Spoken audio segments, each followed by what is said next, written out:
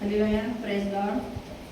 ನಾನು ಓದುತ್ತಿರುವುದು ಓದುತ್ತಿರುವುದು ದೇವಸುತ್ತಲೂ ಸಂತನಾಗಿರುವ ಕೀರ್ತನೆಗಳು 91:1-16 ಪರಸ್ಪರನ ಮೊರೆ ಹೊಕ್ಕಿರುವವರು ಸರ್ವಶಕ್ತನ ಆಶ್ರಯದಲ್ಲಿ ಸುರಕ್ಷಿತನಾಗಿರುವನು.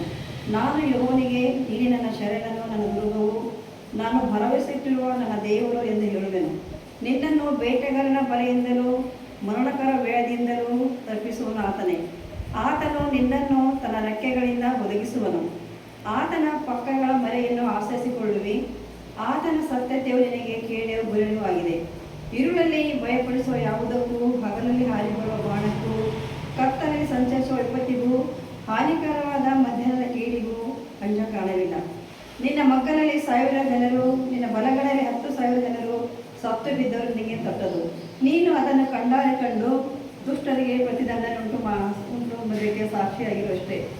ಯೋಬನೇ ನನ್ನ ಶರಣನು, ಪರಸ್ಪರನು ನಿವಾಸಸ್ಥಾನ ಮಾಡಿಕೊಂಡಿದೆಯಲ್ಲ, ಯಾವ ಕೇಡು ನಿನಗೆ ಸಂಭವಿಸದು, ಉಪದ್ರವವು ನಿನ್ನ ಗುಡಾರದ ಸಮೀಪಕ್ಕೂ ಬಾರದು. ನೀನು ಹೋಗುವಾಗೆಲ್ಲ ನಿನ್ನನ್ನು ಕಾಯುವುದಕ್ಕೆ ಆತನು ನಿನ್ನ ವಿಷಯವಾಗಿ ತನ್ನ ದೂತರಿಗೆ ಅಪ್ಪಣೆ ಕೊಡುವನು. ನಿನ್ನ ಕಾಲು ಕಲ್ಲಿಗೆ ತಗಲದಂತೆ ಅವರು ನಿನ್ನನ್ನು ಕೈಯಲ್ಲಿ ಎತ್ತಿಕೊಳ್ಳುವರು. ಸಿಂಹಸರ್ಪಗಳ ಮೇಲೆ ನಡೆಯುವಿ, ಪ್ರಾಯದ ಸಿಂಹವನ್ನು ಕಟಸರ್ಪವನ್ನು ತುಳಿದು ಬಿಡುವಿ. ಅವನು ನನ್ನಲ್ಲಿ ಆಸಕ್ತನವಾಗಿರುವುದರಿಂದ ಅವನನ್ನು ರಕ್ಷಿಸುವೆನು. ನನ್ನ ನಾಮವನ್ನು ಅರಿತವನಾಗಿರುವುದರಿಂದ ಅವನನ್ನು ಉದ್ಧರಿಸುವೆನು. ಅವನು ನನಗೆ ಮೊರೆಡುವಾಗ ಸ್ವತಂತ್ರವನ್ನು ದಯಪಾಲಿಸುವೆನು. ಇಕ್ಕಟ್ಟಿನಲ್ಲಿ ಹತ್ತಿರವಿದ್ದು ಅವನನ್ನು ತಪ್ಪಿಸಿ ಘನಪಡಿಸುವೆನು. ದೀರ್ಘಾಯುಷ್ಯವನ್ನು ಅನುಗ್ರಹಿಸಿ ಅವರನ್ನು ತೃಪ್ತಿಪಡಿಸುವೆನು. ನನ್ನ ವಿಶೇಷವಾದ ರಕ್ಷಣೆಯನ್ನು ತೋರಿಸುವೆನು. ಆಮೇನ್.